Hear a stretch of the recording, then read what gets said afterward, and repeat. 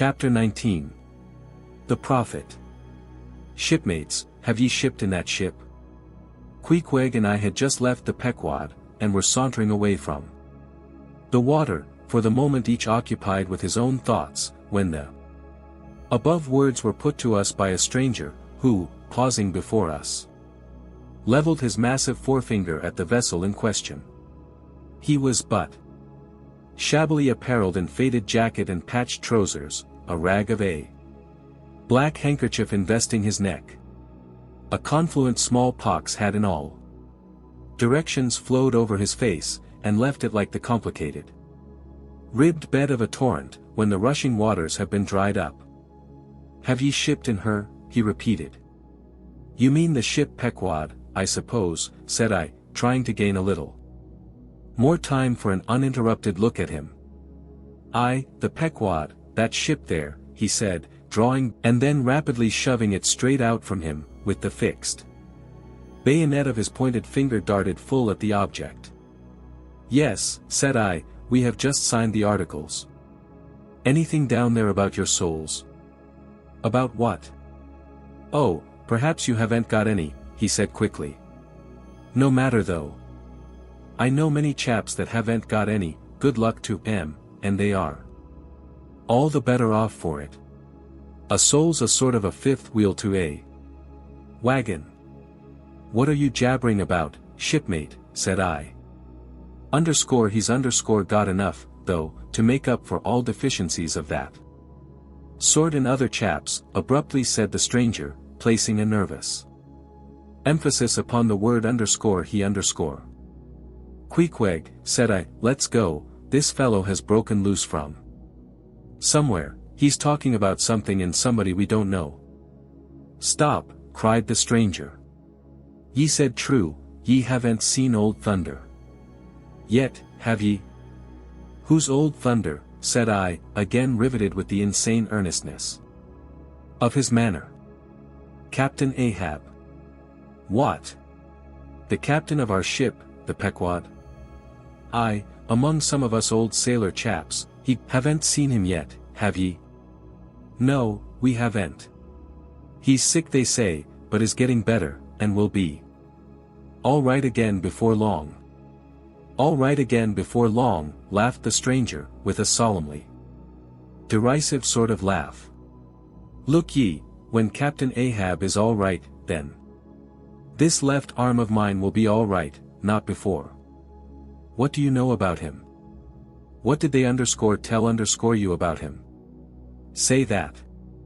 They didn't tell much of anything about him, only I've heard that he's a good whale hunter, and a good captain to his crew. That's true, yes, both true enough.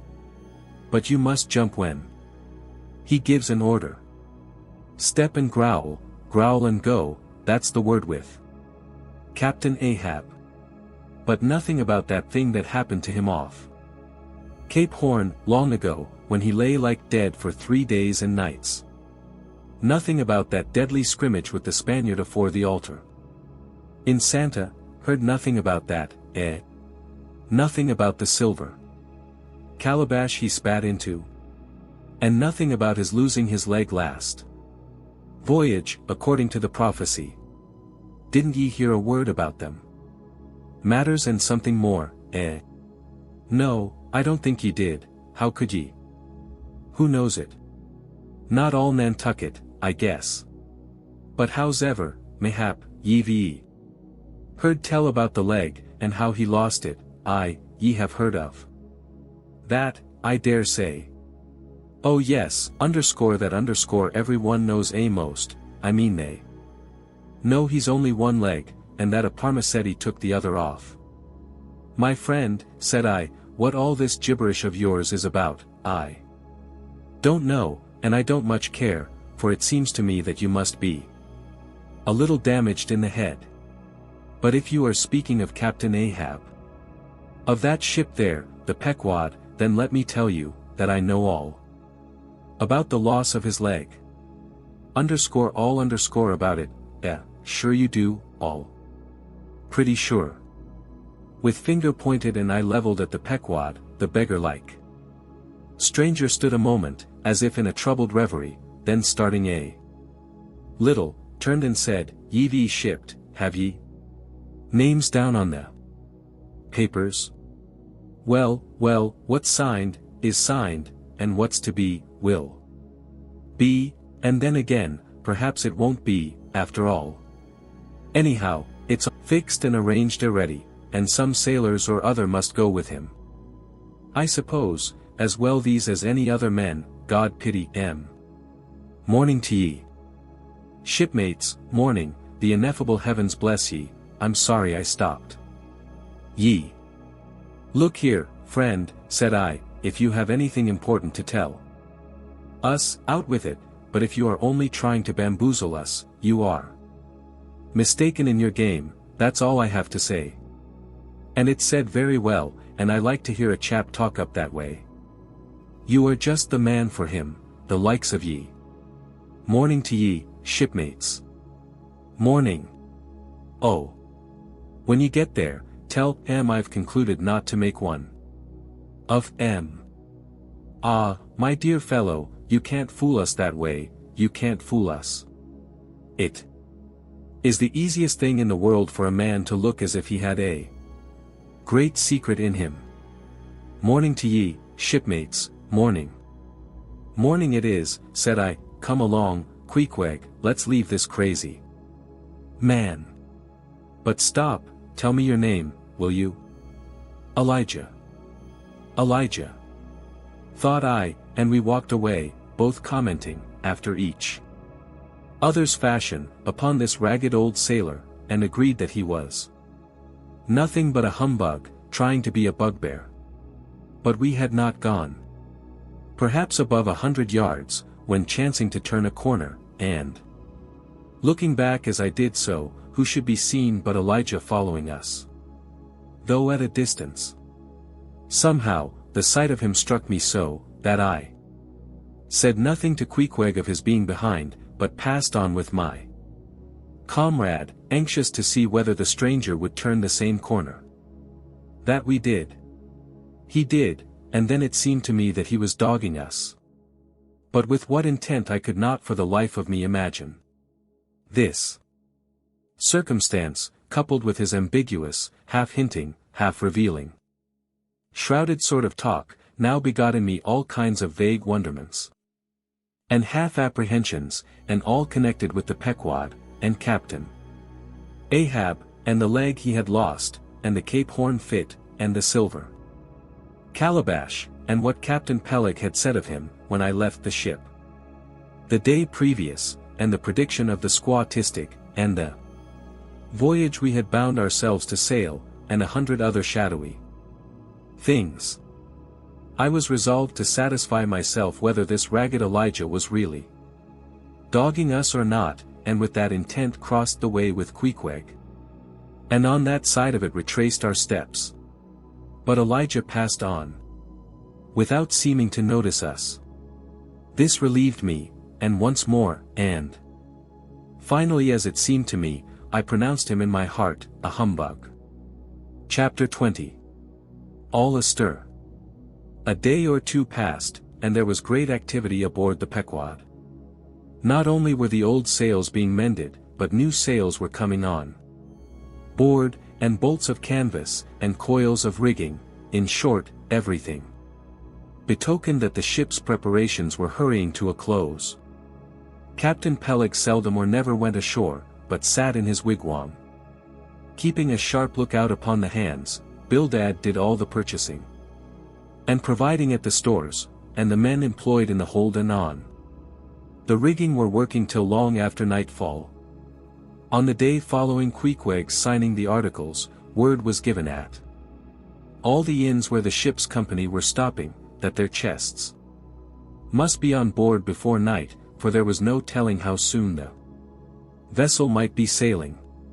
So Queequeg and I got down our traps, resolving, however, to sleep ashore till the last.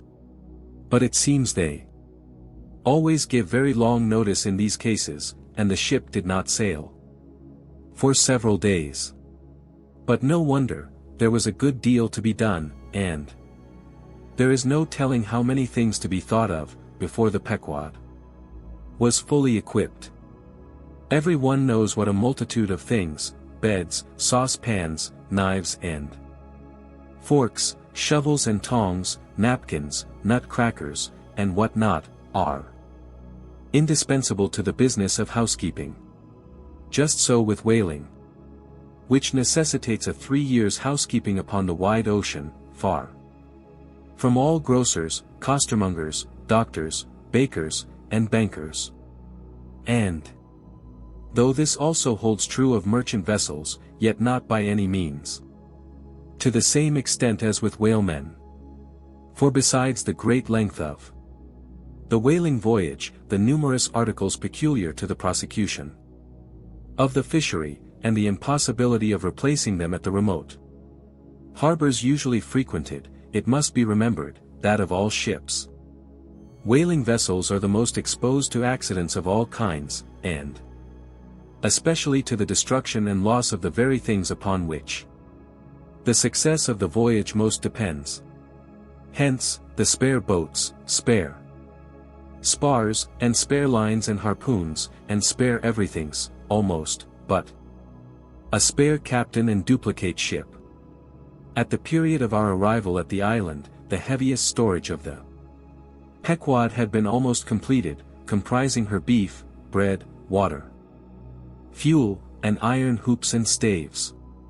But, as before hinted, for some time there was a continual fetching and carrying on board of divers odds and ends of things, both large and small.